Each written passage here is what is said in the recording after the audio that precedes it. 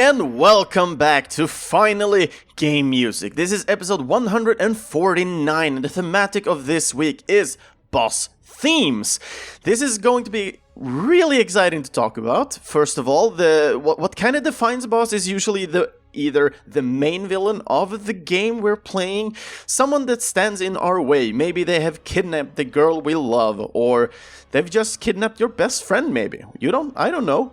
There's a lot of different games out there, and it is usually summed up to some sort of boss fight. Sometimes it could be a specific person, sometimes it could be a monster, or sometimes it can actually just be like a small puzzle that you need to go around and work around and kind of solve in order to complete the task itself. And also we have some mini-bosses as well that may be the kind of obstacle throughout the hero's journey.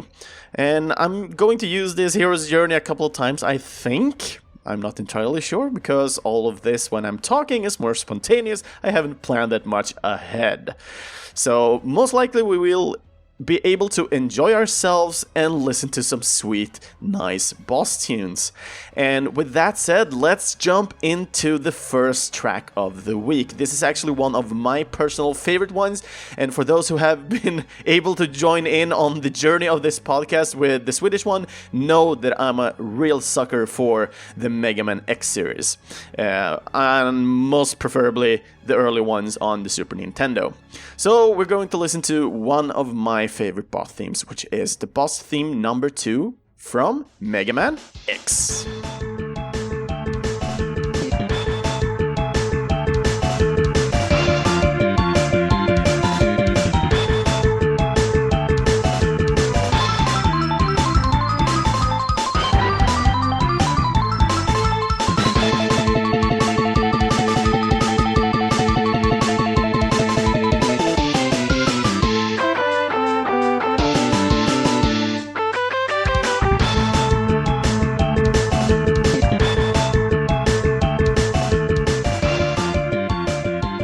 Mega Man X boss theme number 2, and this is the theme you're basically hearing every time you're meeting one of the giant robot bosses for each of these stages. There are a couple of boss themes in this one. Most prominent one might be the Sigma theme that they have in the Mega Man X series. Most of you guys might know like the main boss is going to be Wily, but in the X series we actually have a Maverick called Sigma. So, looking at the composers here behind this soundtrack, it is the Japanese Capcom sound team, and in this case it included Setsuo Yamamoto, also known as Setsuo, in the credit screen, Makoto Tomosawa, known as Tomozo, and Yuki Iwai, known as Zato, Yuko Takahara, known as Yuko, and last but not least, Toshihiko Horiyama, also known as Kiri. I know I have been able to see this Kiri once before, because I'm getting like a small glimpse, like I have read that name before. So I'm wondering but that could just be that I've talked about Mega Man X before. I'm a little bit unsure on that part. Well, when it comes to the game, it was created by the Japanese studio Capcom, released first back in the 17th of December 1993, and this happened in Japan and on the Super Nintendo. And in Japanese, Mega Man is more known as Rockman, for those who did not know that one. Mega Man X was also later released in the US and Europe, but this happened back in 1994. And looking at Mega Man X here, we actually have a couple of ports the year after of its initial release. So in 1995, the game was actually released for PC, or DOS. And this version were, however, only released in the US. Japan had another exclusive release through the Java application environment, a profile called Doja. And we will get back to this one in a couple of games as well, because there's another game that utilizes this platform for one of its releases. So this version of the Doja was released in 2007. In 2011 the game was released for the Nintendo Wii through Virtual Console, and it also had a release on iOS devices. In 2013, we actually got a Wii U release through the eShop, and last but not least, the new Nintendo 3DS had a release back in 2016. However, there were also a PSP remake of this game called Mega Man Maverick Hunter, which also included some anime intros to kind of get a better kind of story into it, because in Mega Man X you're just being thrown into, you don't know anything, what you're doing there and so on. But back in the day you didn't really care, because Mega Man X is a freaking amazing game. But as the PSP remake came along, they actually just added more story to it, so it was easier to understand what was going on. It's way more easier to kind of understand what the hell is going on thanks to this video. I myself have not played this version, but I did go on to YouTube and check out this intro video and sequence just to get a better glimpse at it, and I really did enjoy that one. Also, they went from pixels and headed into polygons with this version as well. So looking at the composers here, so Setsuo started out his career at Capcom and with the game Street Fighter II Champions Edition back in 1993, and the same year he worked on multiple games, and all of them released for the Super Nintendo. He continued to work on multiple fighting games such as JoJo's Bizarre Adventure back in 1998, Rival Schools from the same year, and Beatdown Fists of Vengeance back in 2005. After that, he started working on the Resident Evil series with the Resident Evil Revelations 2 back in 2015. And the latest soundtrack that I have worked on is the latest release in the game series, Resident Evil Village, that also did just release, as many of you guys might already know. And then looking at the second composer, Makoto started out at Capcom back in 1991 with the game Mega Man Dr. Wily's Revenge. This is the Game Boy game of Mega Man. And in the beginning he started out with music for multiple Mega Man games, but he worked on Resident Evil as well and have done a combo between these two series with some other games like Dino Crisis back in 1999, Street Fighter 4 back in 2009, and his latest work for Sword Art Online Fatal Bullet that released in 2018. Looking at the third composer here, Yuko started out with the soundtrack for Gargoyle's Quest 2 back in 1992. She jumped around between a lot of different projects and have not really focused on any specific genre like the other composers we just talked about. We do, however, have some other Mega Man games such as Mega Man X2, which also released back in 1994, then Mega Man 2, The Power of Fighters back in 1996, and then Street Fighter 3, New Generation, 1997, and lastly the Street Fighter 3 Double Impact in 1999. Her latest work, however, was for the R-Type Final Game 2, and that one released this year. Then we have Yuko, who started out at Capcom in 1992, and her first soundtrack was actually for the Mighty Final Fight back in 1993. Yuko has actually been a lot like Yuki, with a bit of being everywhere, but she have worked together with Setsuo on a couple of times, and together they have worked on both Street Fighter and JoJo's Bizarre Adventure. She did leave as a video game music composition, and her latest soundtrack were for Mega Man 10 that released back in 2010. And now for the last composer to talk about. It is for Toshihiko, and this was actually his first soundtrack for Mega Man X. He was mostly focused on the Mega Man series, but have worked on some other games such as Onimusha Warlords back in 2001, Apollo Justice, the Ace Attorney series, and there are a couple of those games as well. But the initial one he started working on 2007, and his latest work were for Resident Evil 3, and this is the remake of it that were released back in 2020. And yeah, with that said, we kind of summed up all these different composers here just because they all worked for the Capcom soundtrack. And I'm basically saying this because I'm going to make a little exception later in the episodes. I'm already kind of notifying you here and now for that part, but I'm going to get more into deep why I'm doing it when we get there, so no worries.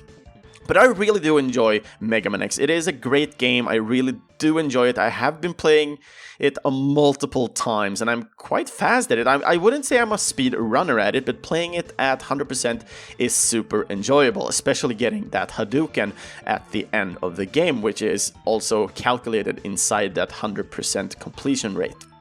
And yeah, for those who have been following on the Swedish part, but I want to notify as well for the more international part now, Mega Man X was actually one of my favorite games when I grew up, but I never owned the game when I was younger, and henceforth it was really hard for me to complete, even though the game itself is not that super long when you're starting to get a better glimpse at it, but I was super bad at it. So it actually took quite some time for me. I think I was at around 20, almost 25 years old when I completed Mega Man X for the first time in my life, or at least somewhere around there. But I really do enjoy it, and I have been playing Mega Man X almost repeatedly every year, at least once, either on some sort of gaming event or I'm playing it by myself, just because I would like to just have some brain-dead game to just swipe through. But there's a lot of other games that has influence of Mega Man X, so I'm just really enjoying the other games as well right now. And those are more roguelike. I'm talking about 20XX here. Though the game is more roguelike as well, so it just replaying it gives more satisfaction as well than Mega Man X do. But Mega Man X still has some nostalgia to me, so I really just want to keep revisiting an old friend. With that said, we're going to revisit another old friend of mine, and this is Ganondorf theme from the game The Legend of Zelda Twilight Princess.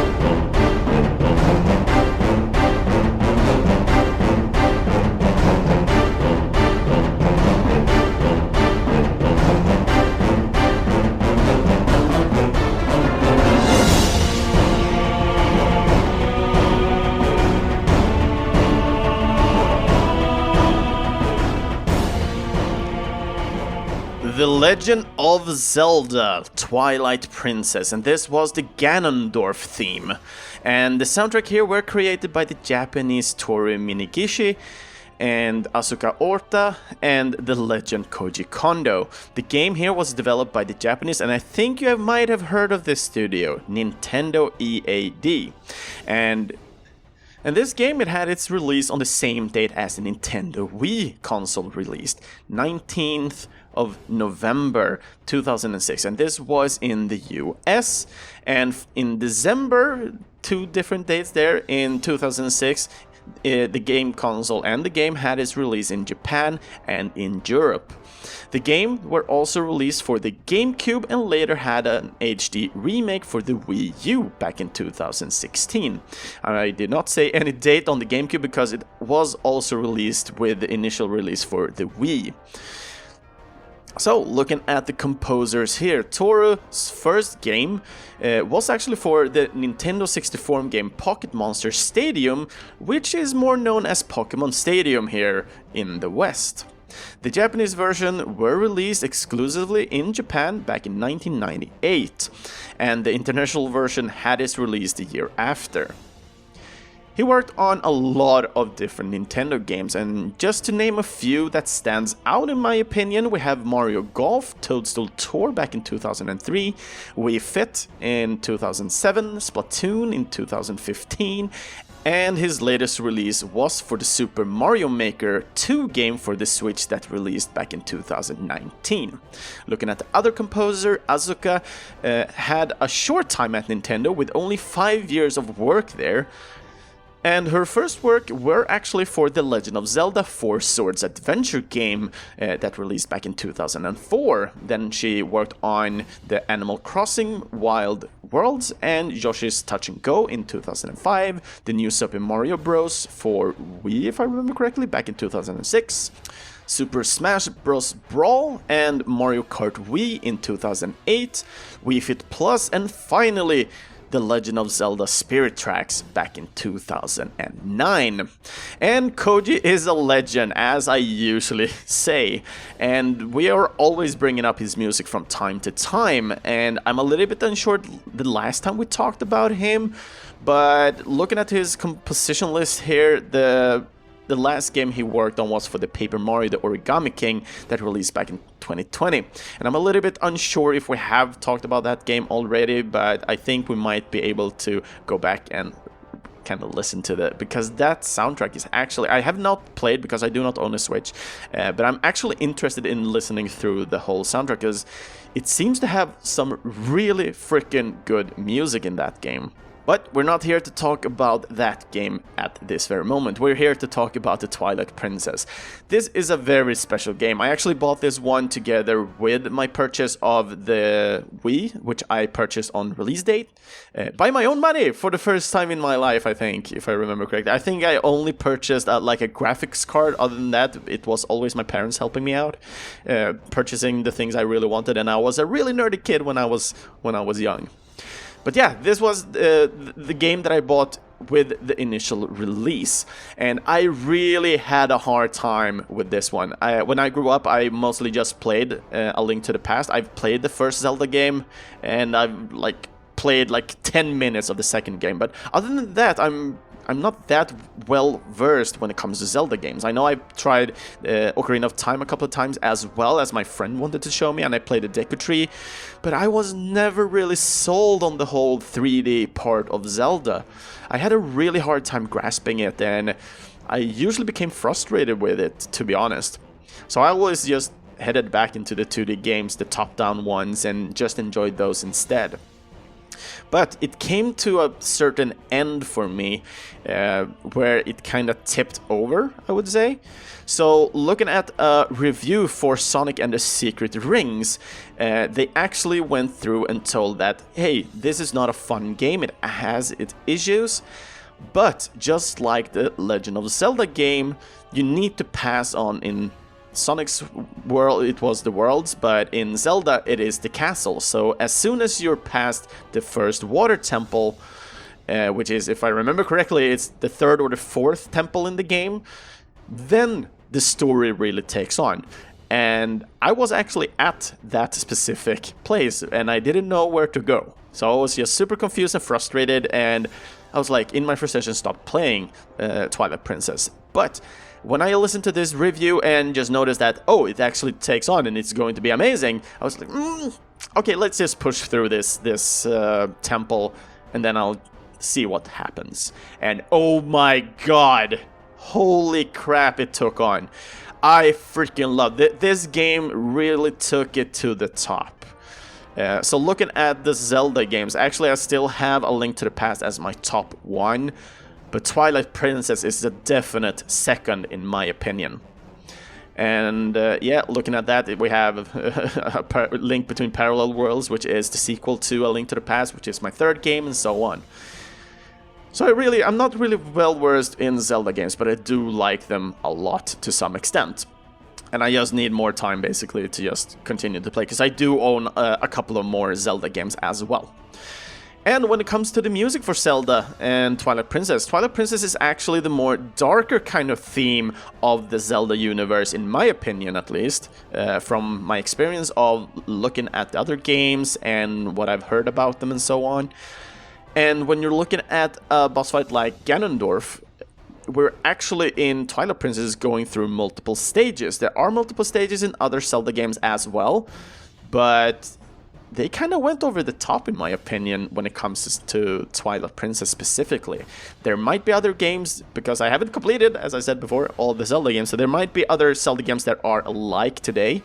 But at this point in time when I played this, I was actually amazed by the last boss battle, and there's so much fun to kind of figure out within this game. So looking at the strongest weapon in Twilight Princess, because they usually change in between each series, and people often talk about the Hyrule Sword, I would say kinda no. Well, you kinda need it in order to complete the game, but it's not the most powerful weapon. Have you maybe tried gun fishing? If you haven't, I suggest you do. And that's just a small hint of what you're supposed to do when it comes to this to this game. And I just love all these kind of quirky things. But don't listen to me, play the game, and when you've completed the game for the first time, look up some of these more quirky, fun things about this game, and then try them out. I definitely recommend you to do that. And I really do enjoy this kind of boss battle. This Ganondorf boss battle is more triumphant, I would say. We have a hard battle going through these multiple stages. All the music are unique for each and every stage. This is like the final battle when you're meeting Ganondorf. And yeah, it's epic. It's pretty sweet. Just listening to it by itself kind of brings it down, because you're going up head to head as usual per se with Ganondorf, but for some reason it kind of feels like a fighting game all of a sudden when you're playing in Twilight Princess. Usually have the whole third person view, but to some extent it is actually easier to just have the camera sideways when you're playing this Ganondorf battle. So it kind of feels like you're playing more of a Street Fighter game to some extent, in my opinion. But I might be wrong. This is my kind of subjective look on it, and I did really enjoy the battle a lot. And I really do enjoy this track as well. So I hope you guys liked it as well. With that said, let's head into the third one, and this is a favorite of mine as well, and it is not my chosen track.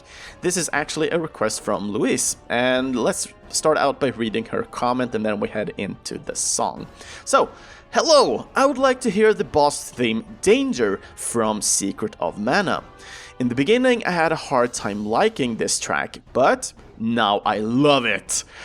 I especially like the turn in the song a bit into the track. Thanks for a great podcast, Louis. So here we go with the track Danger from Secret of Mana.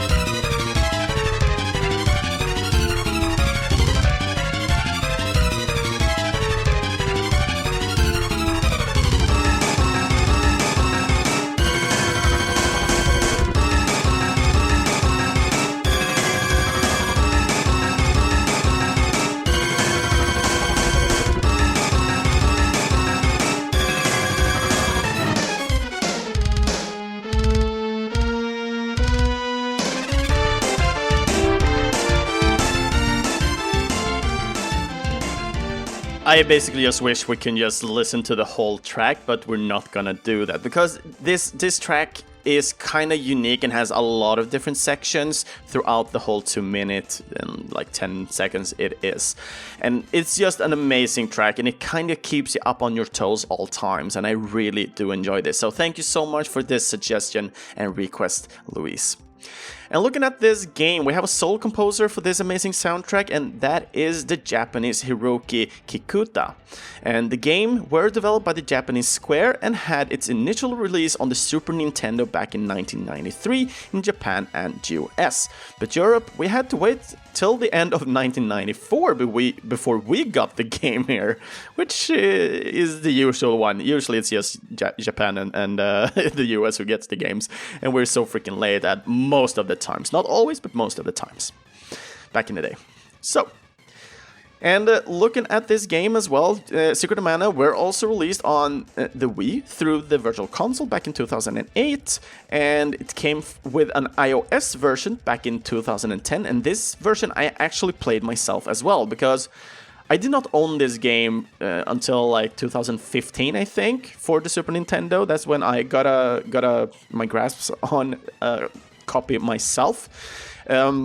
And I just loved the game back in the day, but this is a huge RPG game as well, so it's really hard to kind of sit down. I know there's a friend of mine who had this game, and we were playing a couple of times, but I was most likely backsitting because we actually did not know that you were able to play up to 3 people on this game.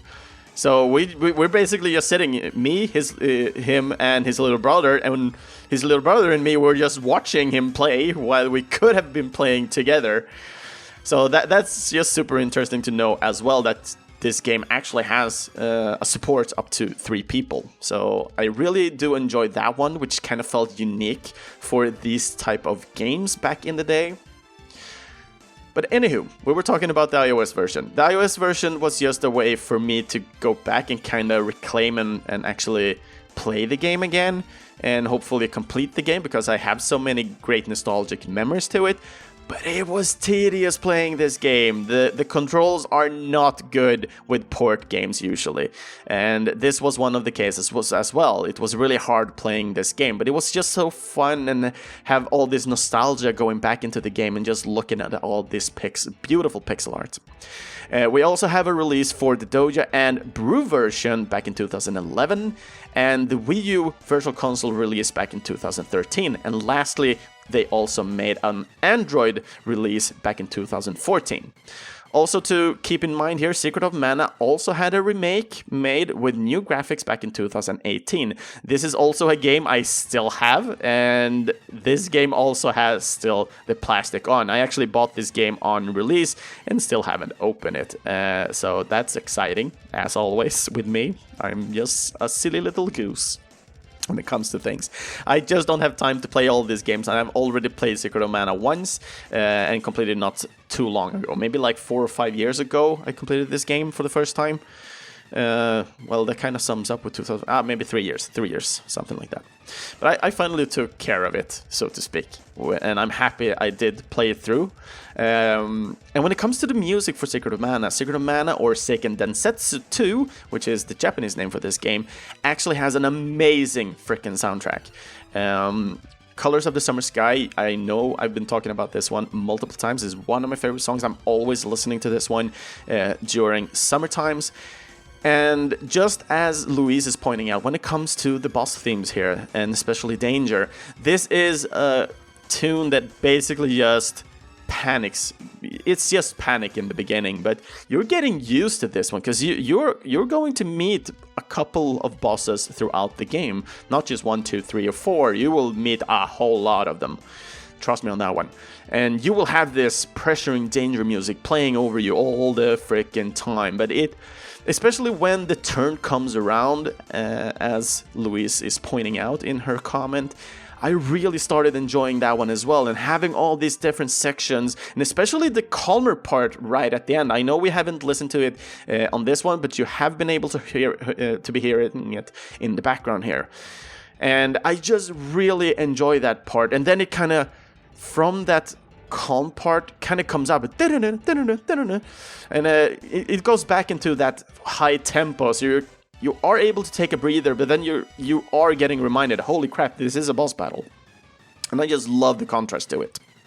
And looking at the composer here, Hiroki had a very special career here, because he started out with actually this game, and continuing with the sequel right after that one, and then Kodeleka back in 2019. So the sequel and Kodeleka was actually released by the same time. And Soul Calibur 5 and Demon's Score back in 2012, Atelier Escha and Logi, and this has a subtitle also known as, Alchemist of the Dust Sky back in 2014. We have Pankapu from 2016, Shyness, The Lightning Kingdom in 2017, and then we have this Secret of Mana remake, where they actually did make a couple of changes with the soundtrack as well, so you can go ahead and listen to that one as well, which is nice. And lastly, the Indecisables in 2019, and that game is actually something I had my eyes on. I still haven't played it though, but it looks freaking beautiful. And that is all the information I have for Secret of Mana, and I'm getting a little bit out of breath right now. I don't know why, I'm just super excited when it comes to Secret of Mana and just to be able to talk about it, because I've been playing this for so many times, and I usually play it to a certain part, which is the Fire or Oasis region, where the Fire Temple and everything comes up, and that's usually when my phone kind of died, so I had to reinstall everything on the phone, and it did not keep my Secret of Mana save, so I played it again, and I usually just get stuck there, because when you get to the Fire Temple, you usually... Well, I'm rambling on now.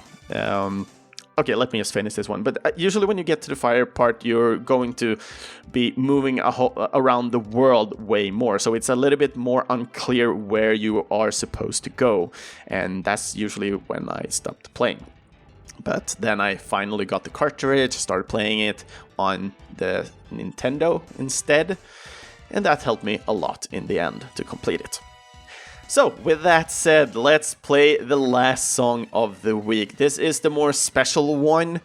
This is from the game Castle Crashers, and the track we're going to listen to is Till Death Do You Part.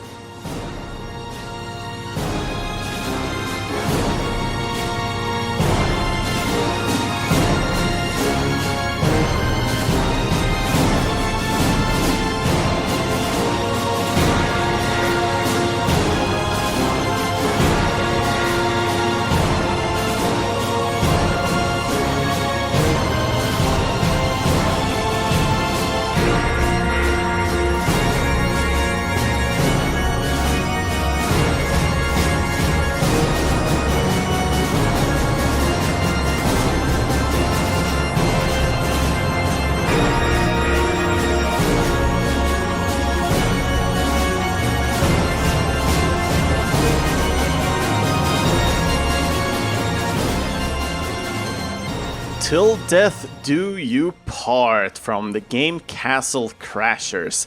The soundtrack of the Castle Crashers is a mega mix of a lot of different artists. To be more specific, it is 10 of them. So I'm not gonna count up each and every of them because of another reason, and I'm coming in on that one as soon as I'm done here. But looking at this song specifically, it was composed by Selçuk Bor, and the game was created by the American studio The Behemoth, and the game had its initial release on Xbox 360 worldwide as an Xbox Live Arcade version. And this game, as this version, was released back in 2008, the 27th of August. The game later had its release on PS3 in 2010, PC and Mac for 2012, and lastly for Xbox One in 2015.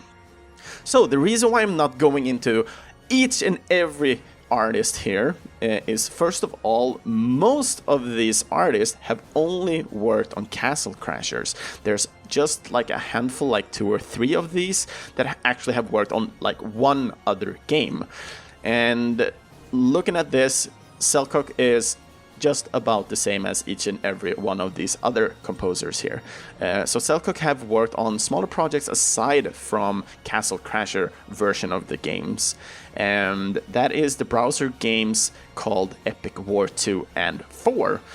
These released first in 2008, and the fourth one released in 2010. Don't know about anything else about the sequel of Epic War 3. If Selçuk had other things to do, I have no idea. At the same time, there's not that much of information about these artists either. So, for example, I only know Selçuk is a he. I do not know where he's from or anything. And looking at the last game he has, it is Age of Conquest, where he only did the victory songs for the South American version that released in 2012, and later the North American version that released back in 2019. And that basically goes for each and every of these composers as well. And I believe that we will definitely go back and visit Castle Crashers, because Castle Crashers does also have a really good soundtrack. So revisiting and more specifically going into each and every artist, we can actually go in and actually kind of look at the other music they're working with, because I do know some of these artists myself, because I have been listening to them on my free time with the chiptune kind of things they are doing. So I think this will be a more interesting game to talk about more in depth in the future. So this is why I'm kind of making an exception for this game, as I usually do not do that. I usually talk about all the different composers that we have for each and every game, because that's what we're here for. We want to show the world all these amazing composers. So definitely we're going back into Castle Crashers, as it is a really great soundtrack and has a lot of amazing references as well. So, when we're looking at Till Death Do You Part, this is actually a little boss battle you have inside a palace where a wedding is going on. So you're basically crashing in, this evil warlord is trying to marry the princess, and you're basically coming in there, wedding wrecking the whole shebang. And this boss battle, he plays the organ that we kind of hear in this song as well, but he's not playing it accordingly to it. He's playing an organ, and this organ is just throwing out missiles and bombs and everything against these Castle Crasher characters, or knights as they are. So he's using that as a weapon, and sometimes he just jumps out on the floor and starts swinging about with his weapons and everything, and all you do is take out all these minions that he calls in, and also hit him in order to, complete the boss battle. And I really just find it so, because this game is so bizarre, but having a boss battle of this caliber at a wedding is just woo.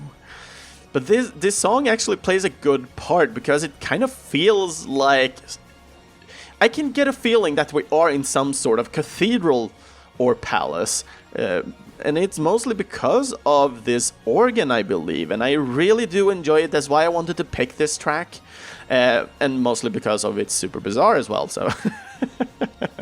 But Castle Crashers is a great game. You can play up to 4 players, and it's just filled with wackiness. And all you can do is just walk around and just keep hitting one button, maybe 2 if you want to jump. Sometimes you actually need to jump, but sooner or later you will learn that as well. But you can start out easy, just go around and just hit shit. And that is amazing. So I highly recommend Castle Crashers for people who have not still played it. I still think it holds up, and it's still just super hilarious to play together. Couch play, or I think it has online, but couch play is the best one. It's always fun when you can poke your friends. It's always the best way. Well, kind of not poke them today because of pandemics and everything, but, well, we can sit at a respectable distance, and it still will work out fine. So, with that said, I hope you enjoyed all the 4 tracks that we had for today. I picked 3, and Louise was so kindly to request another song. I just love when you guys reach out to me, so we can I kind of play Secret of Mana, and most likely kind of think I would have gone for that as well. But sometimes I kind of liked Mega Man X, so I wouldn't kind of picked another Super Nintendo track maybe. I'm a little bit unsure, but it is still a really nice pick. But if you guys are more interested in requesting, please do so as well, because this is the best way for me to interact with you guys, to get to know you guys who are listening at this podcast. So we're not just rambling about my part as well. I know I'm learning a lot by having this podcast, and it's super interesting, especially when we are having guests like the last episode when we have Stephen Malin. And I just loved that episode. It was so freaking fun to record, and I just had a blast. And I hope you guys had one as well. And I hope you enjoyed this episode as much as I did creating it.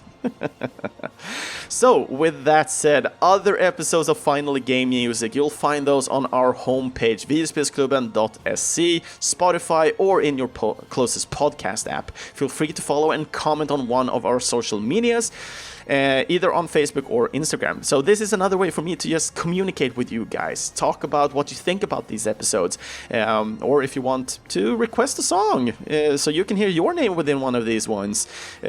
You can send it anonymous if you want to as well. I just want your picks if you have a good suggestion for an upcoming episode. It's just super fun to get to know you guys through video game music.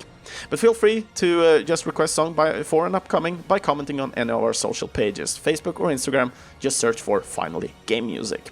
You can also support this podcast for future content, quality upgrades and everything. And when I don't need any more money, because I'm not here for the money, I'm here to learn, as hopefully as you guys do as well. But getting some money for supporting this podcast, for buying the music, but also for, in the end, to support future composers, then think about becoming a Patreon. It will help me a lot, and in the end it will help a lot of new composers who want to break into the industry a lot in the end. And you'll do that by becoming a Patreon. And the current awesome Patreon backers that we have today, it's Mikael Sjöberg, Andreas Nilsson, and Daniel Ånemark. So thank you so much for being part of this journey together with me. Links where you can either buy or support composers behind the music that we'll listen to today. It's always hard to find music for retro games, but as always, I'm always trying my best, but I know I'm trying to give you guys all the links possible at all times. But you'll find those in our main post on Videospelsklubben.se. And for next week's episode, we're going to dive down with another composer, and this one is also a little bit special because I've had this one signed up for quite some time. We have listened to a couple of tracks, maybe one today as well, who knows, that they kind of are resembling or have worked with in some ways. But we're going to talk about the composer Yasunori Mitsuda. So with that said, I hope you guys all have a great time and do take care out there. Have a great one, everybody. See you all guys next time.